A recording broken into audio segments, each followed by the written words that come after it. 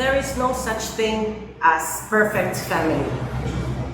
Kahit anong rangya ng kanilang pamumuhay, kahit gaano kadami at laki ng pamilya, kahit gaano kalaki ang palasyo o mansyon o ang bahay na tinitirhan ng isang pamilya, wala pa rin natatawag na perfect family.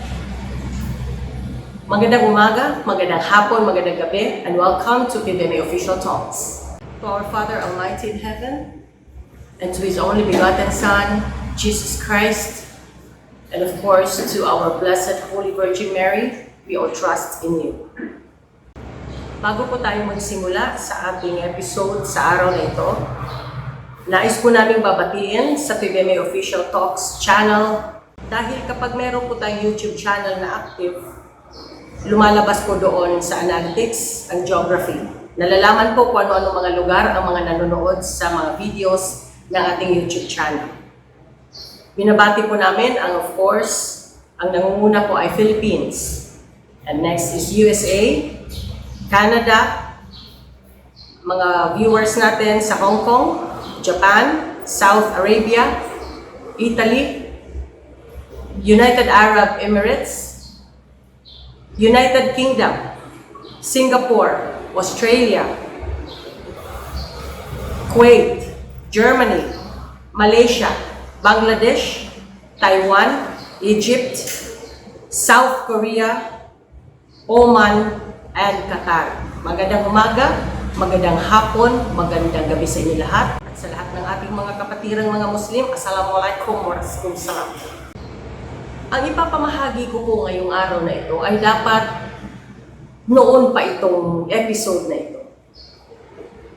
Ang plano ko kasi, kung nabigyan sana tayo ng pagkakataon na mabisita at makausap ang ating Supreme President, ang plano ko ay parang casual lang kaming nag-uusap, nagkukwentuhan sa aming mga nakaraan at nais kong ipamahagi at ipapamahagi namin sa inyo sana. Kaya lang, hindi tayo nabigyan ng ganong pagkakataon. So ako na lamang ang magkwento sa inyo sa kung ano ang mga para sa akin ang mga naging dahilan kung bakit once upon a time natukso ang ating Supreme President na ibaon ang kanyang sarili sa masamang bisyo. Na once upon a time, bakit maraming beses na mismong close-up and personal yung sinasabi sa akin na gusto na niyang mamatay. Na once upon a time, maraming beses ako'y iniyakan niya at nagsabi siya kung gaano siya ka-lost, gaano ka-confused, kung gaano ka-down ang kanyang emosyon, araw-araw. These experiences happen in Cebu, in Manila, in Green Meadows, and Marikina, and NCR. Ano ba talaga ang malaki o major na mga dahilan kung bakit matatawag ko naligaw ang landas ng ating Supreme President? Dahil sa sinabi ko nga po kanina, wala pong matatawag na perfect family. Lahat po ng mga nilalang ng ating Diyos Amang makapangyarihan sa lahat po tayo ay pantay-pantay dahil siya lamang ang ating Ama. Pantay-pantay tayo sa mata ng ating Amang makapangyarihan sa lahat.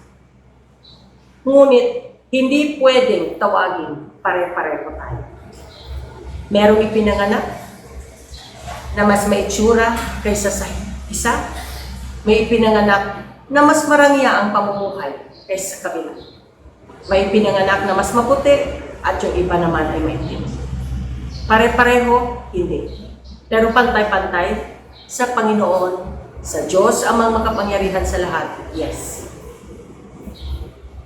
Lahat po tayo ay pare-parehong normal na tao dahil wala pong pwedeng pumantay sa Panginoon. Yung sasabihin ng karamihan sa PBMA na hindi natin kalibel ang ating ministro, isa puso na lang po natin yan. Sasabihin din po ninyo na hindi ordinaryong tao ang ating Supreme President, nasa inyo rin po yan.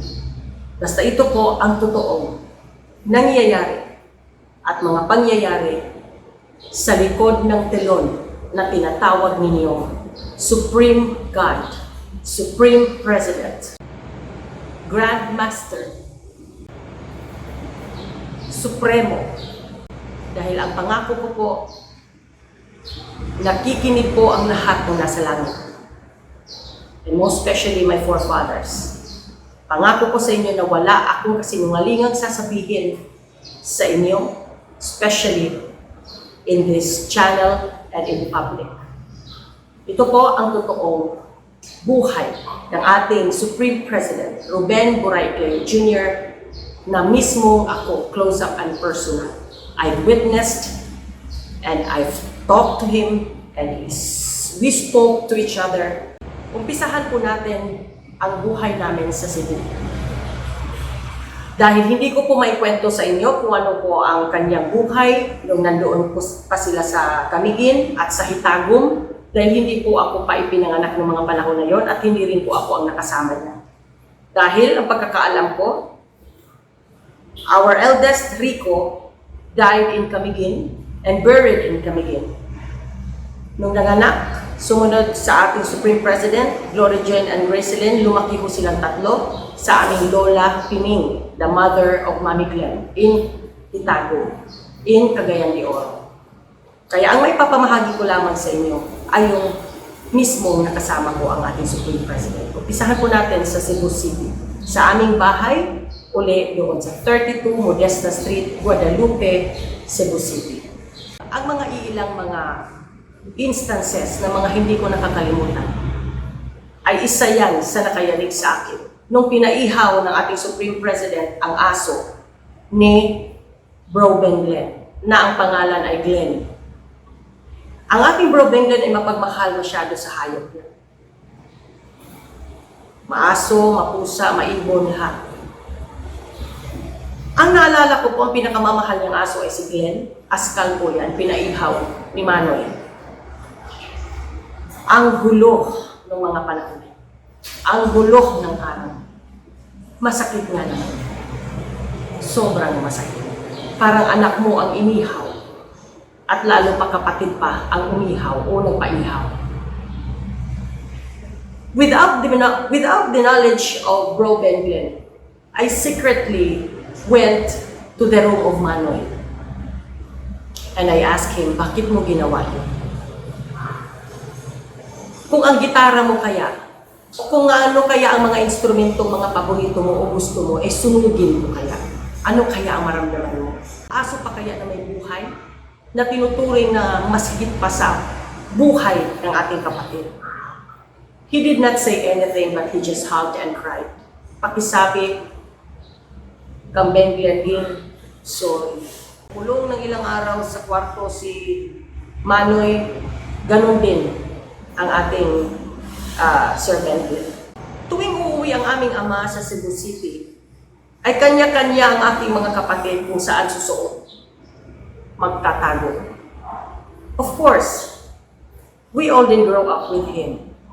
Hindi komportable, walang bonding, dahil kahit tunay mong magulang, kung wala hong bonding, at may nag-adapt sa inyo, hindi po ba't mas pinamahal natin kung sino ang nag-adapt sa atin? So mas mahal na, mas malapit kami sa aming mga yaya. Naalala ko kung hindi ko kurutin si Mama Rosa sa Dinagat, sila Alan, hindi yan nalapit, pinadadi, at kinamami lalo. Ang naaalala ko, hindi ko na rin talaga masabing naalala ko kung sino-sino pa ang nandoon tuwing dumadating si Daddy, basta ang alam ko nandoon ako. Dahil mahilig ho ako mag-observe.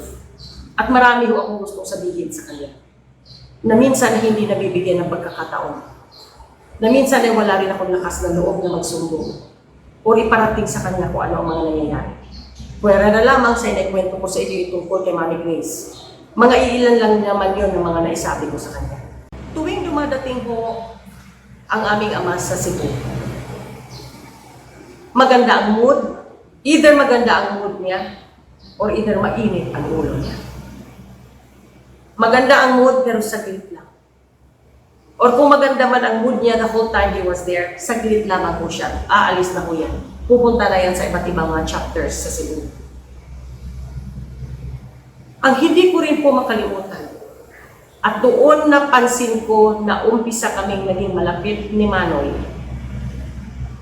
ay nung napagalitan siya, kumakain ako noon, si Gwen, sinusubuan ni Mama Vicky, no, yung yaya niya. Bata pa si Gwen, nakakandong sa yaya, sinusubuan. Ako'y kumakain pa noon, pinagagalitan siya din. Ito yung aming kainan, andito yung kwarto ni Manoy.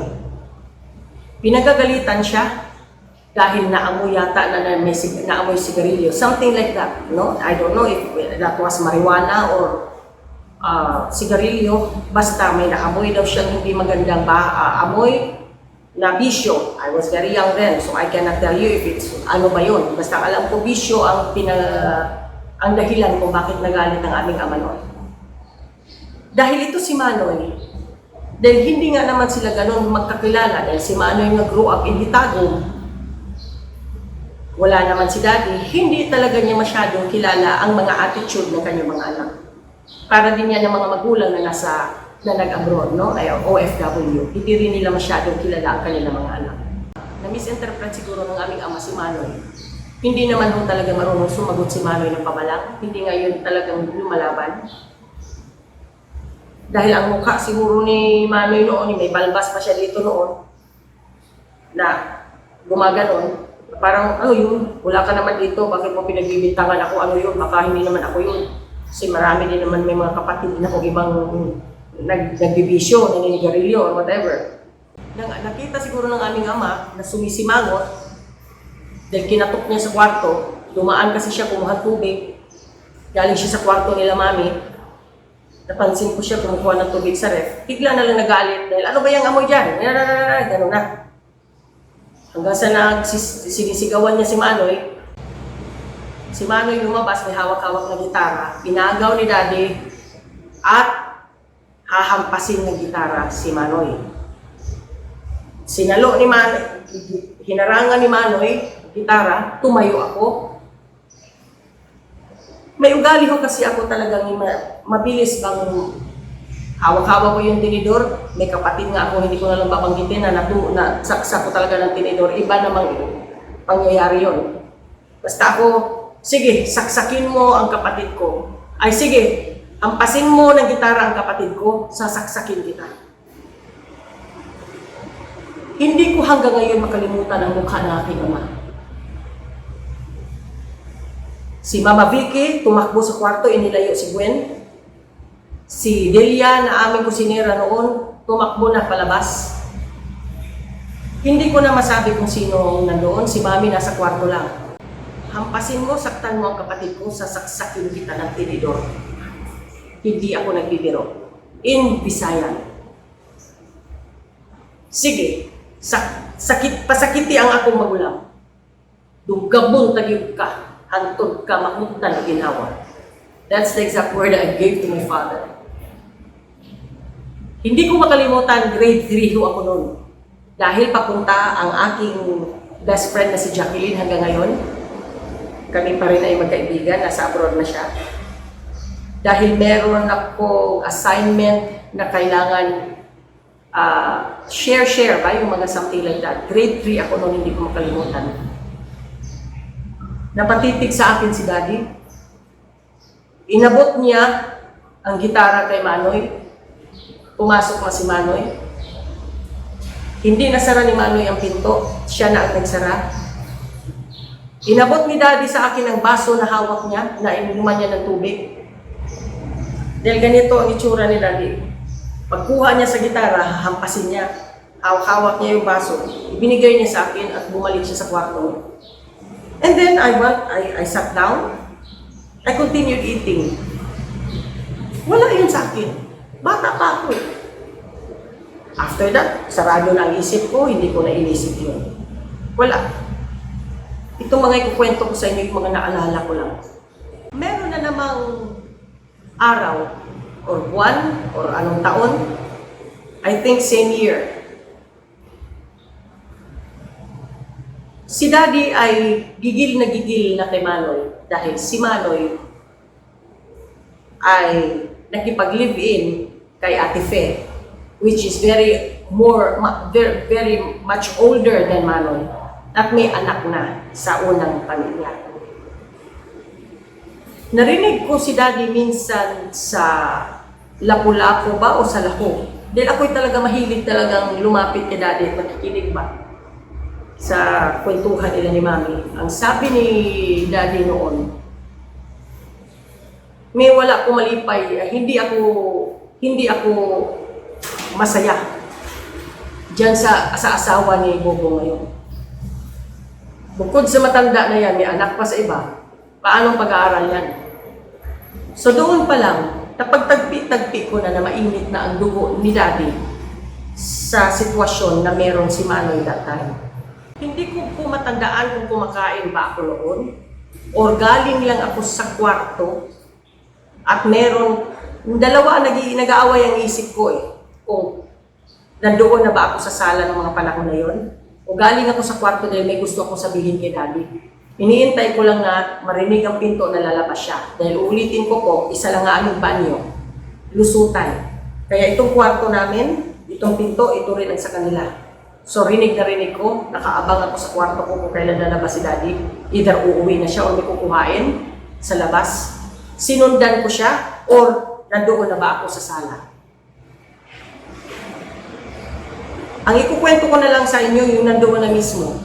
Tumutulo kasi ang labas ng kwarto ni Manoy. So may balde. May balde doon. Naalala ko si Sima naghuhugas ng mga plato sa kusina. Nakita ko si Sima na nakatalikod. Si Mama Vicky naman na yaya ni Gwendolyn ay nagfi-fix ng pagkain. Ang balde kulay blue. Sinasaluan sa tulo ng tubig sa aming bubong sa labas mismo ng kwarto ni Manoy. Hindi ko rin po masabi kung ano po ang dahilan dahil mabilis ang pangyayari. Kinatok ni Daddy si Manoy ng malakas na malakas. Hindi katok parang ganon sa pinto. Lumabas ka dyan. Bakit ba palagi naglulumlum sa kwarto? Yun. The word lumlum, I don't know what's Tagalog, but in English, why are you keep on staying inside the room? Why are you not going out? No? Lumabas naman kayo. Lumlum, asa-asawa kayo dyan. So parang ganyan ba? Na hindi na kayo nakikita, hindi na kayo lumalabas. Parang gano'n ang salita ni Daddy. It happened so fast. Nung binuksan ni Manoy ang pinto, Manoy was only wearing brief. O pa, bakit pa? Ganyan. Nakita siguro ni Daddy na nandoon si Fe, nandoon si Michelle. Uminit lalo ang ulo niya. Sa asawa mo, tatagalugin ko na lamang po para mas maintindihan na lahat. Sa asawa kayo, wala pa nga kayong hanap buhay. Sa asawa kayo, tapos andito kayo nakatira, hindi nga kayo nakakatulong pa sa pamilya. Nakapagdagdag pa kayo ng palamunin. Something like that, no? Kinuha ni Daddy ang balde. Mabilis akong pumunta sa gitna nila. Sa awa ng Diyos, ako ang nabuhusan ng tubig. As usual, ang mga serbisyo, kanya-kanyang takbo sa labas. Dahil ang kusina namin may pinto papunta doon sa baba ng basement o kaya papalabas ng garahe. Ako ang nabasa ng tubig. Tinulak ko si Manoy sa kwarto niya para pumasok. Sinara ko yung pinto. Si Daddy binaba ang balde at ginanon niya pa ang buhok ko dahil nabasa ang damit ko. And he told me, magbihis ka bilis. Hihikain ka na naman. Hindi ako nakapagsalita ng mga time na yon. Basta ako naisip ko rin, baka nga naman hikain ako dahil grabe ho ang hika ko noon. Tumutulo na ho ang laway ko noon kapag ako inatake ng hika. Ganun ho ang severe ng hika ko. Nagbihis ako. Hindi ko nakita si Dad. I'm sure na nasa loob siya ng kwarto nila, Mami. I left the house. Hinanap ko ang kambal. Sila Alan 1 at si Alan 2. Tatlo lang lugar na pinupuntahan palagi niya mga yan. Doon sa bakanting lote sa likod ng bahay namin. Or either doon sa Kinamadrona. Nagbibisikleta sila. Or either doon sa may lugar na nililiparan nila ng mga BMX bike. Doon ko sila nakita. Nakabisikleta ako. Hindi ko makalimutan, sabi pa nga ni Alan Ono, ba't nandito ka? Ba't sumunod ka? Pagkagalitan na naman tayo. Sabi ko, basta dito lang ako. Nakita ko si Alan Dos naninigarilyo. O, ba't nandito ka naman? Lumapit siya. Ikaw na naman ha, sumbungera ka pa naman, yung mga ganyan. Isusumbong ko kayo kapag paalisin ninyo ako. Pero hindi ko sinabi ko ano ang nangyari sa bahay. I just left. Dahil sobra ho ang nervyos ko noong time na yun. Kasi hindi ko alam kung ano yung nararamdaman ko noong mga panahon na yun. Dahil baka masyado pang fresh na numbalik yung gusto ko siya saksakin. Tapos biglang gano'n na naman. Baka akala ko, baka iniisip siguro ng aking likod ng utak na muntik mo na nga ako saksakin ngayon, mangingialam ka na naman kung hinampas ako ng balde nun, di wala. Buti na lang hindi. So yun, nanonood ako sa kinaalan, palipad-lipad ng bike, sabay kami umuwi. Pag uwi namin, wala na si Daddy. Umuwi na, umalis na. Meron na namang, itong kinukwento ko ay it's not about really Dad and Manoy, it's about my experiences with Manoy. And of course, laging kasama si Daddy dyan. O kaya at saka si Mami. Yung sala, yung kwarto namin, yung bahay namin sa Cebu ay may balcony ho yun. Yung parang den, parang terrace. Pag lumabas ho kayo sa sala, meron ho parang balcony bago may hagdanan ng maiksi, bago garahe.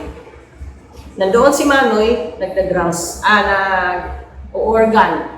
Napakalakas ng volume. Narinig ko, uy, si Manoy, tumutugtog. Lumabas ako ng kwarto. Ang bagal ko pa nga eh. Punta pa ako ng ng kusina, kumuha ng tubig. Tapos, naalala ko, nagpaluto ako ng hotdog. No? Tedelia, sabi ko, ang Tedelia, lutuan mo ko ng hotdog. Oh. Hindi ko makalimutan yun. Tapos, paluto. Paglabas ko, dahan-dahan pa ko, inom ng tubig. Nakita ko ito si Gwendolyn. Duguan. Dahil may alaga kaming unggoy kasi doon, pag bumaba ka ng balkone, nandoon may unggoy nakatali doon sa may garden namin. Kinakain na ang ulo niya dahil may malaking ngunal yan si Gwendolyn dito sa ulo, akala siguro puto. Paano marinig ni Manoy yan lakas ng kanyang organ kahit nagsisisigaw na at hindi ko rin maintindihan na saan ang mga yaya. Siguro, nabingi. O kaya may kinuha lang, hindi ko na rin matandaan kung ano ang reason nila kay Mami kung bakit naiwan ang bata mag-isa. Ang ginawa ko kay Manoy dahil hindi ko alam, ang ginawa ko kay Manoy, ito tanda-tanda ko, binuhusan ko siya ng tubig na hawak ko sa mukha.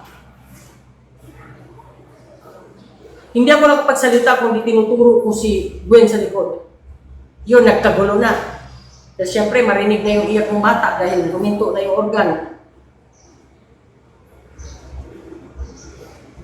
But Gwen was okay sa awa ng God, sa awa ng Diyos, no? Naging okay naman siya. Dinala kaagad siya sa ospital at marami mo siyang tahi sa ulo.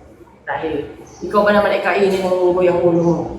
Sa nervyos ko, yun. Habang nagkagulo sila, I remember, talagang shock na shock pa ako. Si Manoy naman, ano ba yung kubos? Kinarga ako. No, karga-karga niya ako, yakap-yakap ko, ganyan si Manoy. Siging siya ng siging sa akin. Meron na namang ibang araw. And I'm sure, mga grade 5 na ako nito. Dahil, yun yung mga panahon na si Glory Jean ay palagi namin sinisilip sa sala dahil boyfriend na niya si Ray Albino, yung first husband niya. Sinisilip namin kung anong ginagawa nila sa sala. So yung mga panahon na yun, I was already grade 5. Na grade 5, grade 6. May panahon na naman na bigla na lang uminit ang ulo ni bigla na lang uminit ang ulo ng aming ama. Galing siya sa kwarto. Si Manoy, na doon sa balcony nagigitara. Kaya sabi ko, ano ba naman, nasa loob nagagalit. Pag nasa labas naman nagagalit. Sabi niya, ano ba yung kanta mo, wala na bang iba? Palagi na lang, ano ba yun, My Life ba? Gigil na gigil kasi si Daddy dyan sa My Life na kanta na yan, yung kay Billy Joel. Kasi para bang ang tema ng kanta ay huwag mo kong pakialaman dahil this is my life. Yung mga something like that. Pinariringgan mo na naman ako, yung mga ganyan ba? Yung mga, ewan ko sa kanilang dalawa na ganyan. Hindi ko ito yung makalimutan. Doon ako sa may hagdanan. Sabi ko nga po, pag lumabas tayo ng sala sa bahay namin sa Cebu, may balcony, may hagdanan dyan na few steps. Doon ako nakaupo, dahil mahilig akong makinig naman kay Manoy pag nag-music siya. Bigla naman ako tumayo at sinabi ko, ano ba pakialam mo? Ay yun ang gusto niyang kanta. Sa may labot ni mo, Dad, mo man iyang gustong kantahon. Kumamot sa ulo si Daddy, bumalik sa loob. Umupo na ako doon, uli. Sabi ko naman, Manoy, alone naturally na lang kantahin mo uli. Alone naturally, huwag na yung My Life, kasi andang pa si Daddy. O sige. So alone naturally naman kanta-kanta niya. So yun, mga ganyan, ano? Let's go to NCR. Isa lang ang experience ko kay Manoy sa NCR. Nandoon ako sa NCR nung nalaman ni Dr. Huge na nandoon si Angie at saka si Manoy sa kwarto sa NCR. Nandoon ako ng mga panahon na yun. Sa labas mismo, dahil sinundan ko si Daddy, nandoon siya nung nagagalit na siya hanggang sinipa niya ang pinto.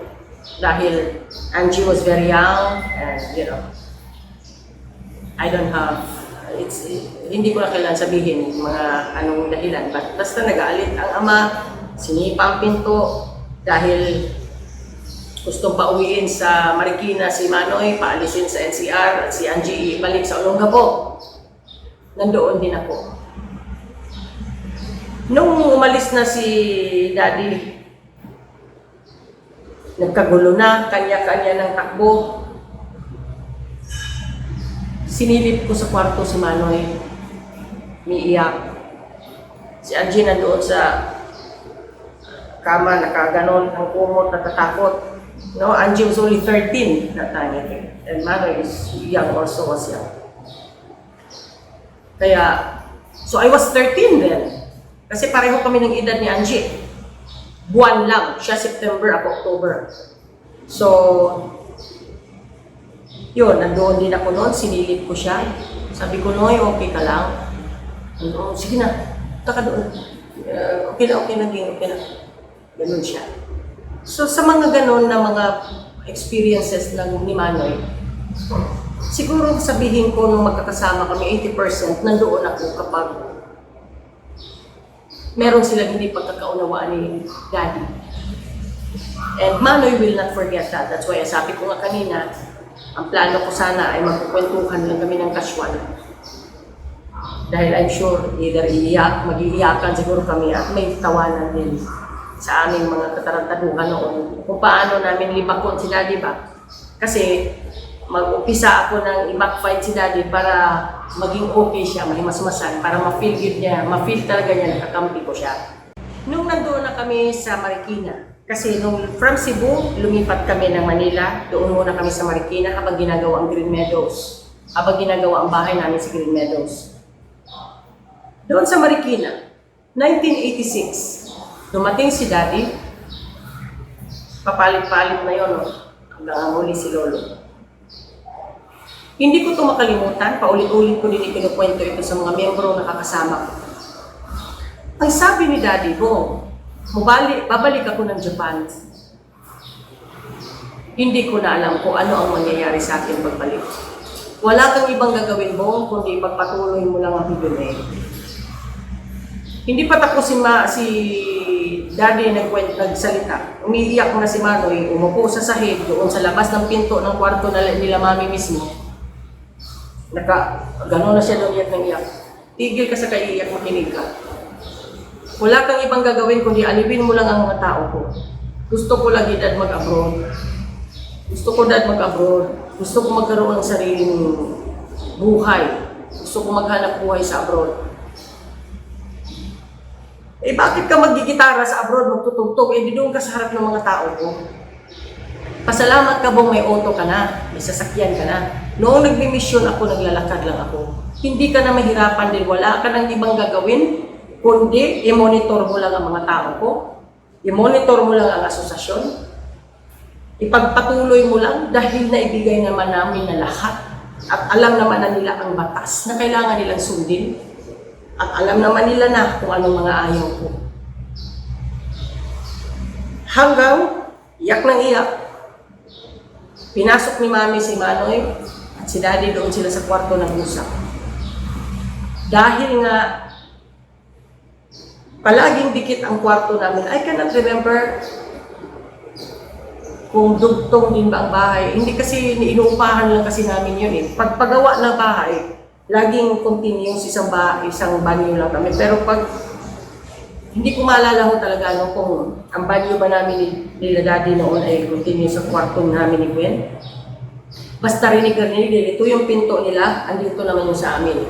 Parang naka-letter L. So nakikinig na naman ako, baka ako sasaktan. Pero wala, sobrang payat na si Daddy. Parang kalansay na si Daddy. Papunta ko siyang Japan. Yun yung last niyang biyahe papuntang Japan para magpagamot. Doon ho siya matagal, 6 months siya doon.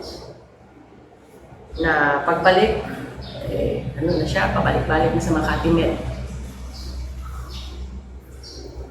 Lumipat na kami ng Green Meadows. Let's go back to Green Meadows. Let's go forward to Green Meadows. Dahil hindi ko tayo matatapos dito kung talagang subayin ko araw-araw ang kwento. So nandun na kami sa Green Meadows. Nasa Japan, kasi nung panahon na yun, mga panahon na yun ay palipat na kami sa Green Meadows pala.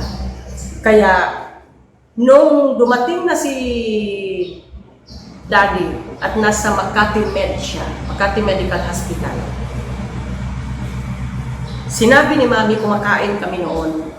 Matagal si Manoy lumabas. Hanggang tawaga sa si Imong Manoy. Kinatok ko. Unang lumabas si Angie. Tapos, sa may pinto, iniintay niya si Manoy lumabas. Sabay sila bumaba. Kain kami.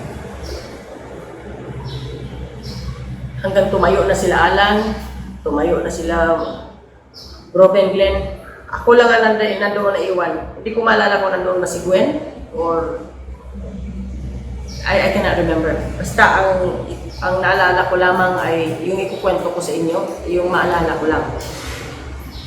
Sabi ni Mami, Bong kinahanglan, ikaw ang mupuli maging master sa imong amahan, kay wala ta kay na istorya na ko ang doktor, medyo malabo na ang inyong Daddy.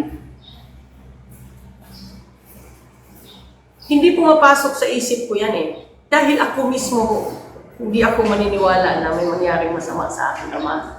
Dahil marami akong mga miracles or experiences with him, which sinabihan naman tayo, no? Na kung ano yung ating mga nakikita, isa puso na lang natin. So I follow that. Wala yun sa isip ko, basta ako nakikinig lang. Ito kasi ang pwesto ko, dito si Mami, dito si Daddy, yan yung pwesto niya. Pero wala si Daddy noong panahon na yun. Si Mami, nandito ako. Yan. So hindi ko na, ito si Manoy, si Angie, kung matandaan ko sino yung katabi ko nito. Basta ako nandito lagi dito sa katabi ni Mami.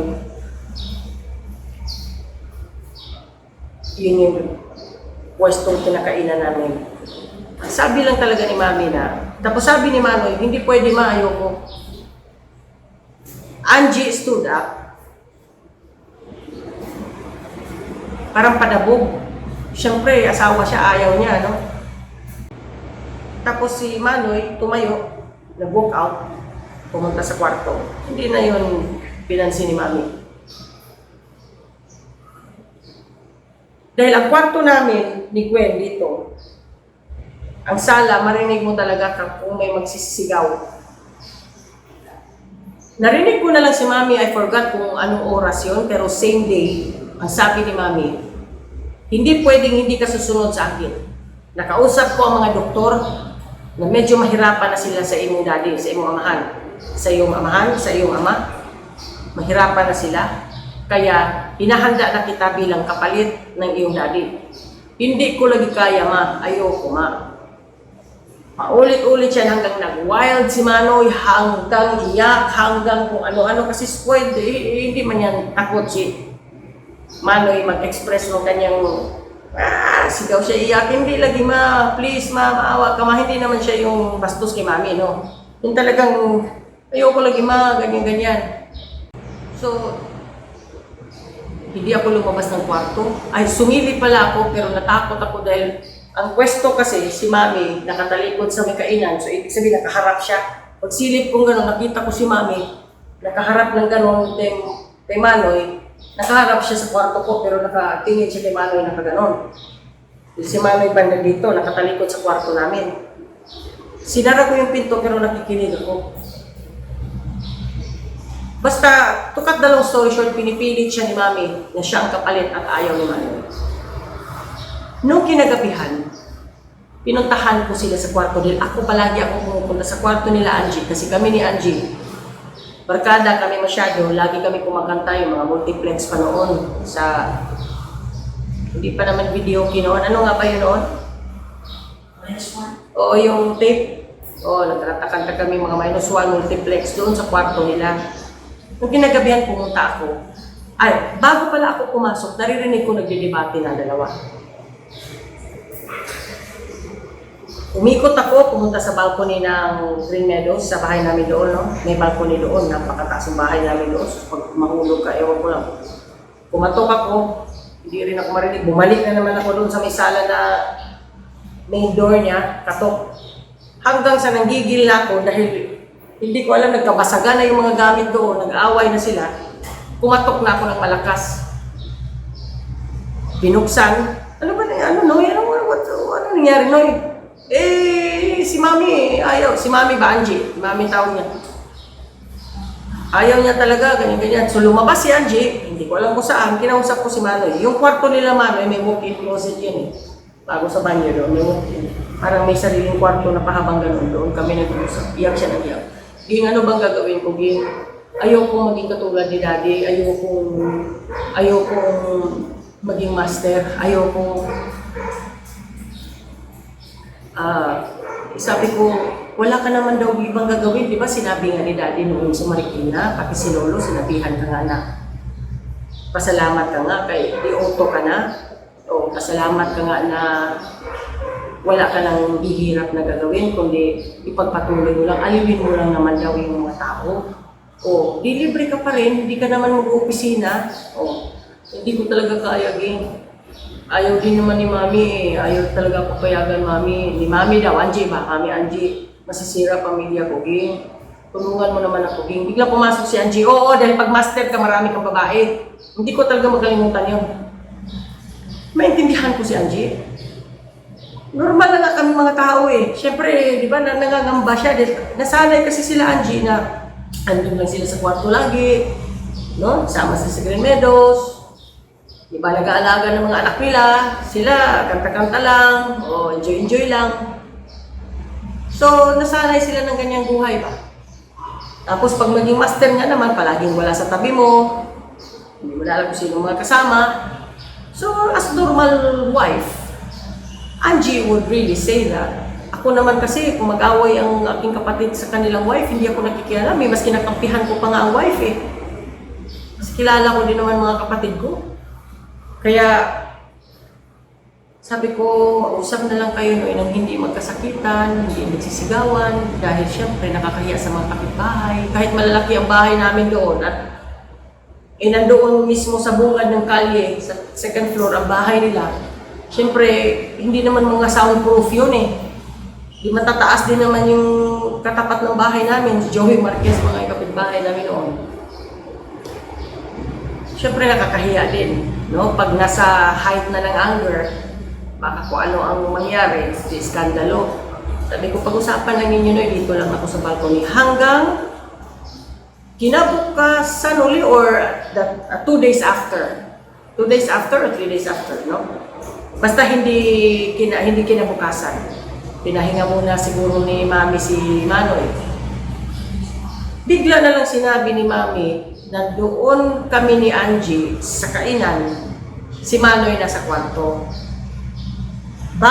Kasi pag lumabas ka sa kwarto ni Mami sa Grimedos Library, iikot ka muna ng gano'n, iikot mo na si Mami bababa ng hagdanan. Nandoon pa lang siya sa palabas ng library, dadaanan niya yung kwarto namin, pero nandoon kami ni Angie sa kainan. Jay, tawag ka si Bobong. Tawagin mo si Bobong. Tama-tama, pagbaba niya doon sa danan, tama naman ang paglabas ni Manoy sa pinto. Bigla naman sinabi ni Mami, mamili ka, ako o si Angie. May nakapag-report na siguro sa kanya, dahil ako definitely hindi. It's not me. Siguro, I remember doon si Rudy may boy na eh. Siyempre, nagbabantay siya doon sa may, I don't know kung anong tawag doon, kusina, tapos parang den, papuntang balcony, labas ng sala. Another balcony din yun, pero maliit lang na daan. Nandoon siya banda, doon yung radyo namin eh, yung parang radyo na may base para tawagan ang ginagat.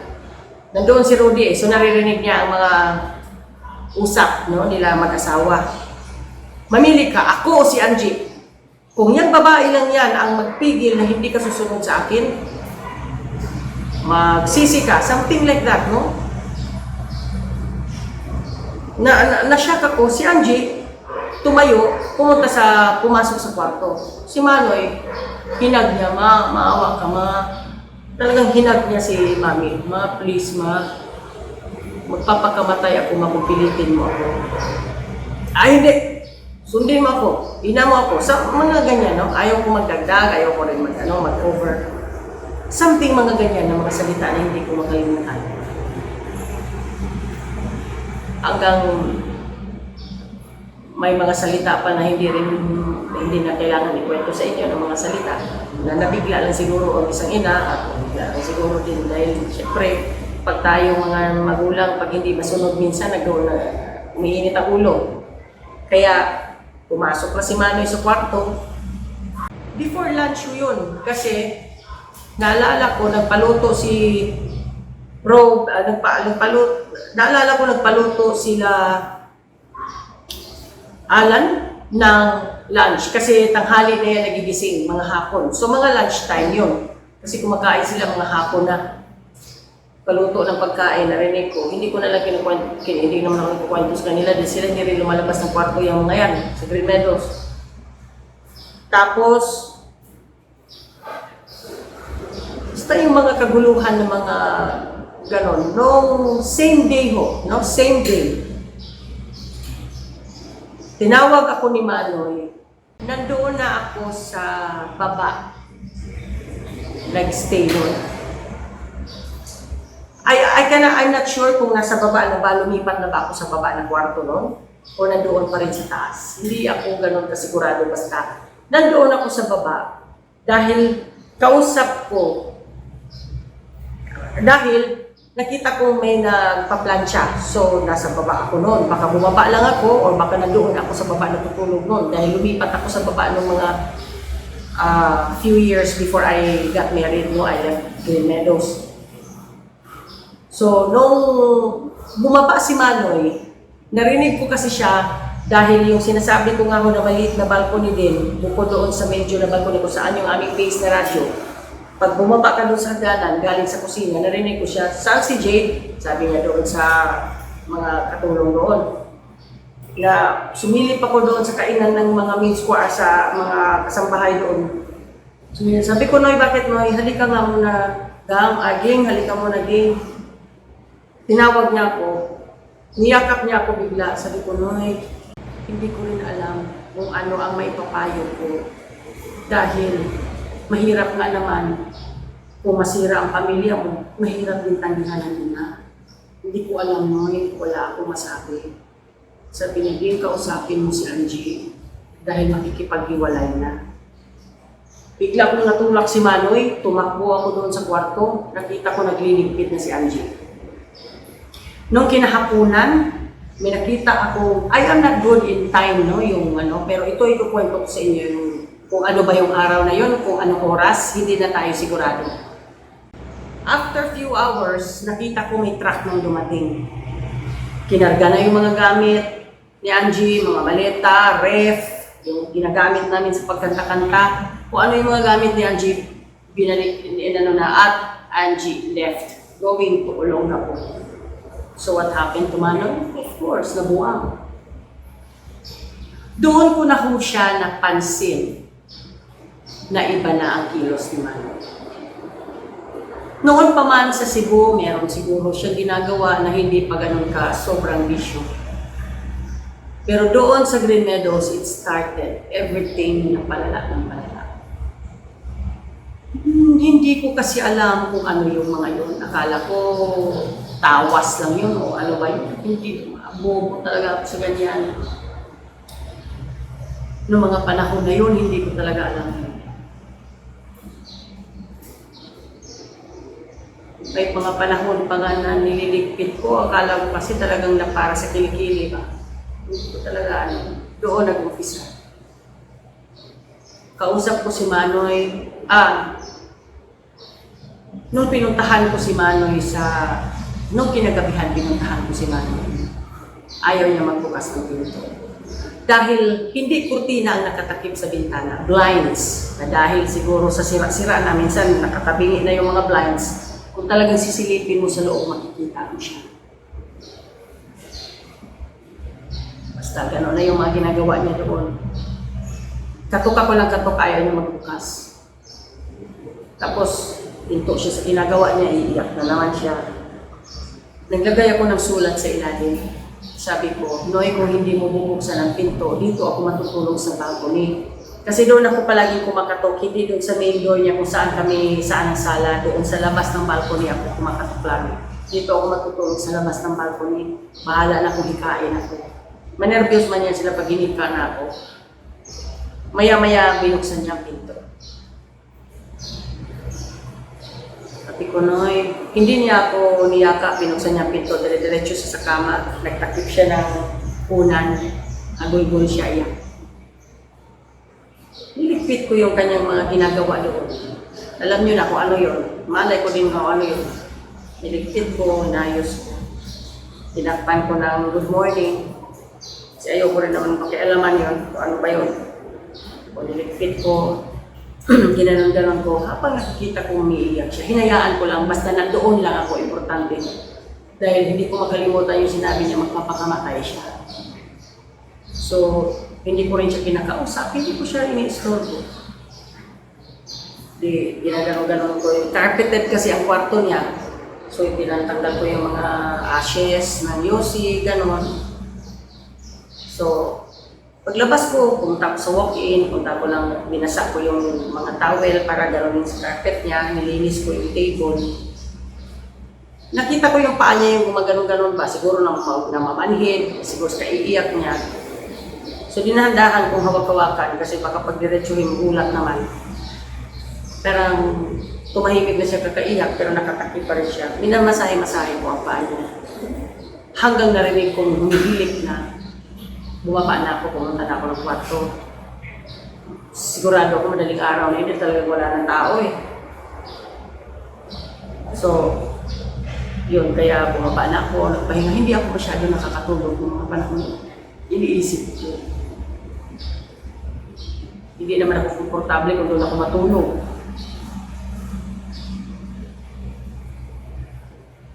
Hindi rin ako makatulog masyado, iniisip ko baka anong gagawin niya.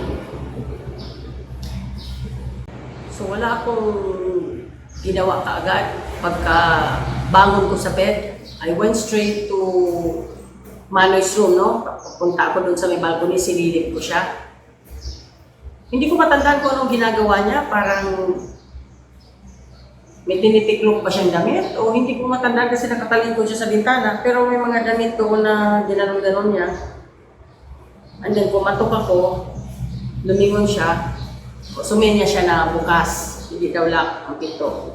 Sabi ko, kumain ka na ba, Noy? Sabi niya gano'n. Mamaya naging wala akong gana.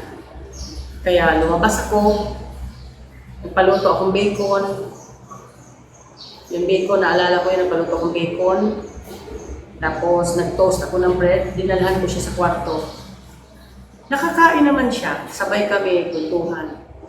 Hindi ko na rin matandaan kung ano mga pinagkukwentuhan namin, out of this world pa. Hindi ko rin matandaan kasi basta ang akin lang doon, ang intention ko lang ay malibang siya. 3. Ang akin lang ay malibang siya, na nandoon ako. Tapos biglang sabi ko, Noy, kilala mo ba si TM? Di ba natandaan mo si TM? Yung mga kaibigan ko, yan, si TM. Yung Glory Faye, yung Faye Labrador dyan sa Facebook. Mga panahon na yun ay barkada ko na yan. Kaya more than 20 years, 2 dekada na, magta-3 dekada na kami magkaibigan niya ni Faye Labrador. GFE Labrador. Oh, bakit Ging? Invite ko siya, Noy, mamaya darating siya. Kantahan tayo. Tingnan ko, Ging. Dumating na yung mga kaibigan ko. I remember TM, Chriselle, Irene, ano yung mga yun, no? Yung si Chriselle po RIP na rin. So, ang ginawa ko, instead na doon kami magtambay sa kwarto ko, nasa baba na pala ako noon nakatira ng mga time na yun. Hindi na sa taas sa kwarto, lumipat na ako sa baba. So, imbis na sa kwarto kami sa baba, tatambay sa kwarto ko, doon kami sa balcony, kung ano-ano, mga tawanan, para maistorbo si Manoy, para alam niya na nandoon ako. Nandoon kami sa balcony. Inutusan ko si TM, katukin mo si Manoy. Ayoko, ganyan-ganyan. Di ako, kumatok ako, Noy. Tapos binuksan niya, ayoko, King, nahiya ako. Halika, Noy, hindi ka kantahan tayo. Magitara ka. So, hanggang napapayag ko, kantahan kami, gitara siya. Sabi ko, may chicks dito, Noy. Tama-tama, may magagandang kasama ako doon. Enjoy siya. Kanta. Pinilit siya ng mga kaibigan kong uminom kasi parang may fundador yatang dala yung mga kaibigan kong yun. Hindi naman ako kasi, ako mahilig lang ako mag-invite ng mga kaibigan. Tapos, basta sabihin ko lang kaya sa yaya ko na, bigyan mo silang mga higaan dyan ha. Sinabi ko na sandali, may kukuhain lang ako sa kwarto. Hindi na ako babalik. Alam ng mga kaibigan ko yan. Dahil hindi mo akong painom talaga ng mga panahon na yun. Si Manoy, pinipilit nila sa kuhi, huwag niyo ang yan. Pero sabi ko na lang, sige, inumin mo yan, no, isang shot para din nasa isip ko makatulog siya. Na hindi na siya nag-iisip muna. Sus, kaya nalasing. Galit si Mami kinabukasan sa akin. Yun. At least, nalasing na siya. Dinala namin sa kwarto, pinatulog, pinunasan muna namin, binihisan ng pajama, tapos kinumutan ko na hanggang sigurado ako mahimbing ang tulog dahil I made sure na doon pa rin kami magkakaibigan hanggang may araw na. Dahil 6 o'clock si Mami, bumababa na yan ng kwarto, lumalabas na yan ng kwarto nila, jogging na yan tuwing umaga. Bago mag 6 a.m., sigurado ko, tsaka naman kami nagtago sa kusina. Dahil mga 5 minutes before 6, andyan na yan si Mami, lalabas na yan. Narinig namin na si Mami ay gising na, doon kami sa kusina nagtago bago bumaba kasi nagigpit pa kami ng mga kalat. Dahil ang ano ko doon ay mabantayan ko si Mami kung talagang tulog. Isawa naman ng Diyos ay talagang dire-diretso ang tulog niya. Ako naman ang natulog. Mga kapatid, bago po pala ang lahat, bago umalis si Benji, bago umalis si Angie, may insidente pa pala hindi ko talaga makalimutan. At mismo si Angie hindi makalimutan. Si Benji was only 1 year old, no? 1 anyos lang siya ng panahon na yon. Sinakay ni Gwen sa scooter. Tama-tama naman dumating si Manoy at saka si Angie, or si Angie lang siguro yun, si Manoy na iwan sa kwarto. Si Angie umalis, dumating, nakita niya na nakasakay sa scooter si Benji. Siyempre anak niya yun. Nagalit, nag-away ngayon si Gwen at si Angie. Nagsumbong si Gwen kay Ben Glenn, sinampal naman ni Ben Glenn si Angie hanggang nagkasakitan talaga doon. Andoon panahon na yun, nandoon mga panahon na hindi ko matandaan kung nagbakasyon ba si Glory Jane galing abroad kasi flight stewardess na siya ng mga panahon na yun, international. Or hindi pa ba siya nakaalis ng mga panahon na yun. Basta nandoon si Ate Jane, ang gulo-gulo, pinagtulungan na nila, nandoon si Alanuan, si Alanto, pinagtulungan na si Angie. Ang ginawa ko, dahil unang pumasok sa akin, magkakakampi lahat, nag-iisa si Angie, hindi pa niya bahay yun. Hindi naman siya taga doon. Asawa lang siya ng kapatid namin. Ang ginawa ko, ako ang nag-iisang yumakap kay Angie. Ako ang lahat sumalo sa mga sipa ni Gloria Jean sa likod. Mga suntok, kung kaninong mga suntok yun sa ulo ko. Dahil nakaupo si Angie sa kama doon sa may corner, sa may wall. Ako ang nakasalo sa kanya lahat. Nung nagkita kami ni Angie sa residence, nandoon din si Benji, kinuwento yan ni Angie. Na sa lahat ng mga tita-tito mo, yan lang ang nag-support sa akin, nag-protection sa akin nung nandoon ako sa Green Meadows. Lahat, kinontra. Yun ang hindi makalimutan din ni Angie. At kaya ikwento din niya yan sa mga anak niya. Alam din niya ni Benji kung gaano ko kamahal at gaano ko inalagaan ang mami nila hanggang sa pagkahiwalay nila. Hanggang sa lupasay na yan si Angie sa kalye sa Olongapo. Kami ni Tito ang nagpunta doon. Pinatira namin si Angie sa bahay sa San Juan. Pinaayos sa mga ngipin. Lumayas din naman. Hindi ko yan pinabayaan up to the last end. No? Nung nandoon nga sa Green Meadows, so balik tayo, hindi hanggang regular na pinupuntahan ko si Manoy sa kwarto niya. Hanggang one time sabi niya, puntahan mo naman na mag-iin ako. Kasi ando na si Benji, ando na si Michael. Sa Olongapo, puntahan mo naman mag-iin ako. Hatdan mo ng pera, ganyan. Hindi ko yan sila pinabayaan. Kahit nung si Manoy napunta na ng San Jose, dahil wala na siyang magawa, talaga kailangan pumanaw na kasi si ministro ng mga panahon na yun, ang kanyang katawag-tao. Hanggang he went to San Jose. Hindi ko talaga pinababayaan yan. Sabi ko nga, hanggang sa nag-asawa na ako, kaming mag-asawa noon ni Tito Villaroman, talagang tinulungan namin yan si Angie. Kahit wala pang instruction si Manoy. Dahil inayan ng mga kapatid. Iinayan ng mga pamangkin ko. Lahat naman mga asawa, pati Alan 1, Alan 2, hindi ko yan pinabayaan yan sila pag nagkakaproblema din sa aming bahay sa San Juan na nakikitira noon. Hindi naman ako, walang lumapit sa akin na talagang tinanggihan ko na may maitulog lang ako. Lahat yan sila. Kaya kahit wala na nga sila Manoy, sinamahan ko pa yan si Angie mag-apply na mag-audition papuntang Japan. Mga ganun-ganun kami ka-close noon. Hindi ko nga makalimutan, Madonna song pa yung kinanta niya sa audition niya. Sinamahan ko yan. No? I always remain as their friends. Lalayo sila, pag nandito, kontakin nila, pag dito naman lagi ako. Kaya yung nandoon ng mga kaibigan ko, pinakiusapan ko si Tian, siguro buwan yun bago makauwi sa kanila. Para lang malibang namin si Manoy nung mga panahon na yun. Hanggang yun na nga, sabi ko na tuluyang kinuha na ng Panginoon ang ating ministro. So, nagpunta na si Manoy doon. Nung nandun naman si Manoy, yung nabasa ninyo mga screenshot, no, na kung inaalala daw niya yung aming jamming sa studio, yung pagkanta ko daw na isa pa lamang, naluluha-luha siya with teary eye. Dahil yun, pag nandoon naman ako sa San Jose, doon niya ako pinapatulog sa kwarto, sa research room sa White House. Siya naman doon kasi sa studio niya. Dahil sabi niya, sige, para tulungan ka ni Daddy na makabuo, magbuntis ka. Dahil hirap na ako. So doon ako natutulog sa baba sa White House. Siya naman nasa studio. One time, sabi niya, Ging, halika, kanta-kanta tayo. Hanggang sa kinanta ko, isa pa lamang. Mga ganong banding namin ni Manoy. Nagkaroon naman kami ng kanya-kanya ng buhay. Pero talagang nandoon pa rin ang aming communication. So mga kapatid, maraming naghuhusga na kesyo adik si Manoy, kesyo ganito.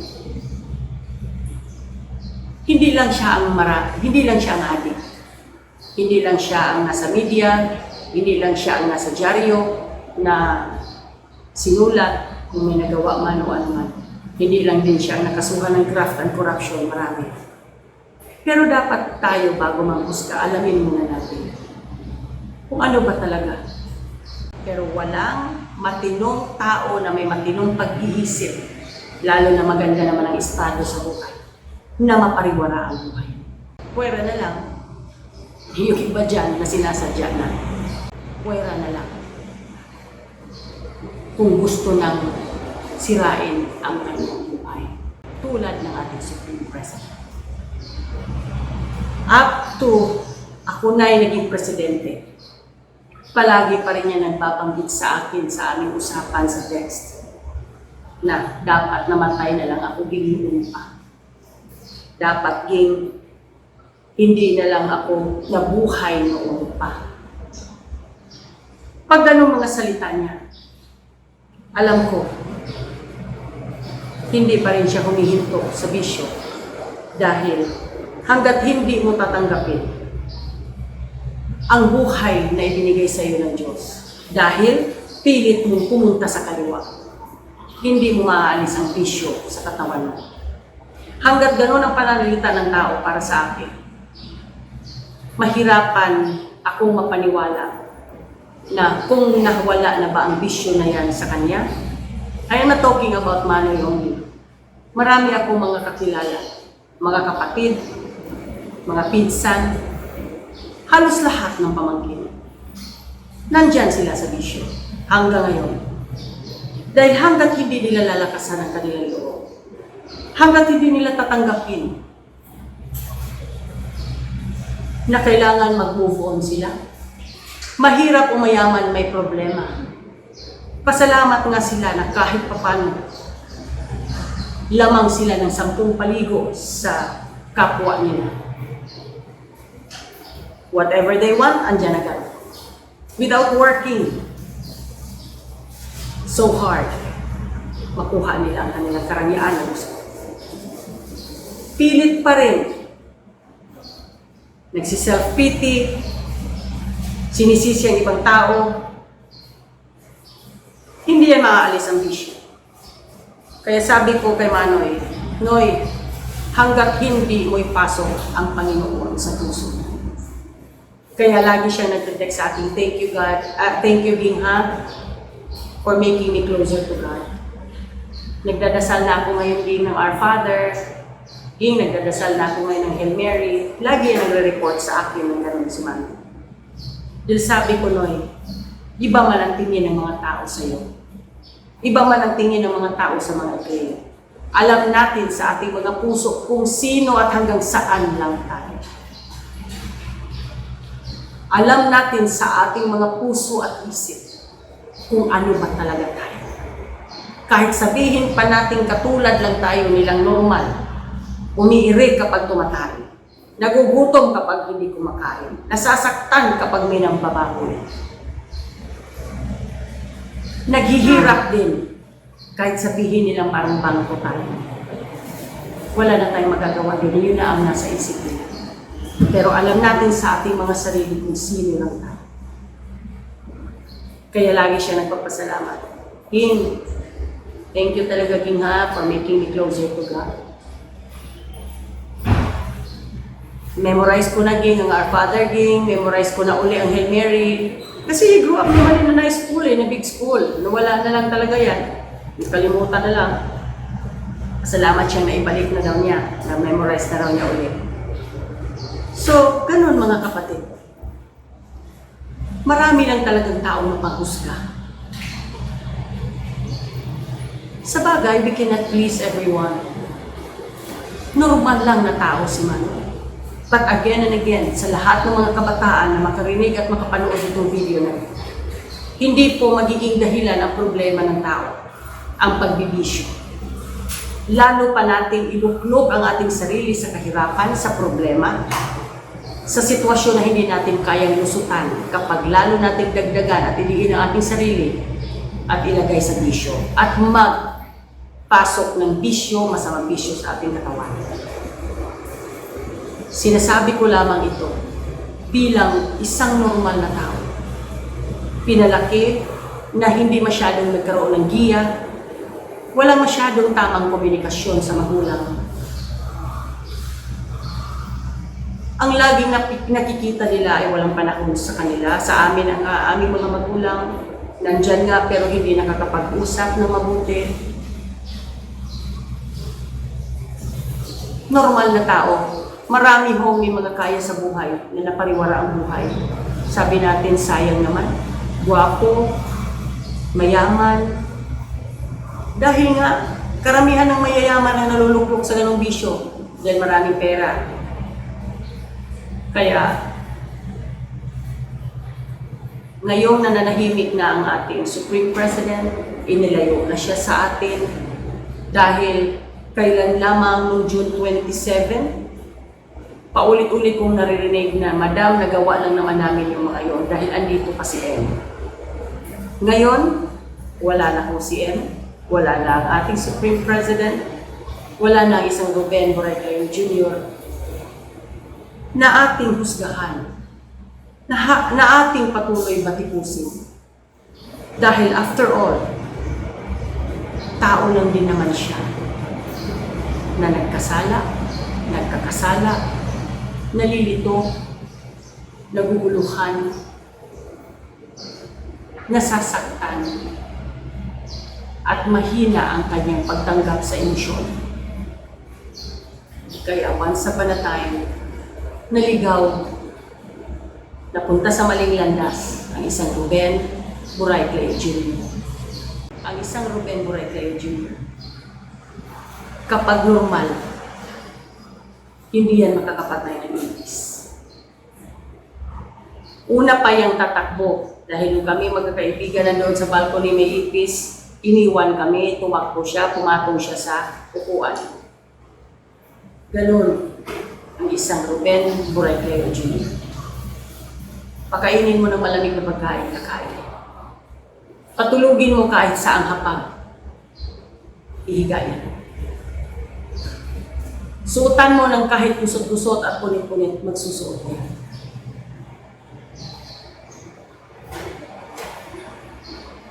But again, we cannot please everyone. Sana ihinto na natin ang pagbatikos sa isang Ruben Borrego Jr. Sinabi ko na po sa inyo, mapait din ang kanyang childhood. Hindi rin maganda ang kanyang kinalalakihan. Pinagbabayaran na niya ngayon ang mga nagawa niyang kasalanan sa mundong ibabaw. Ruben Borrego Jr. will always remain in my heart. And all our memories together will always be treasured until the end of my life. Maraming salamat po. God bless and stay safe.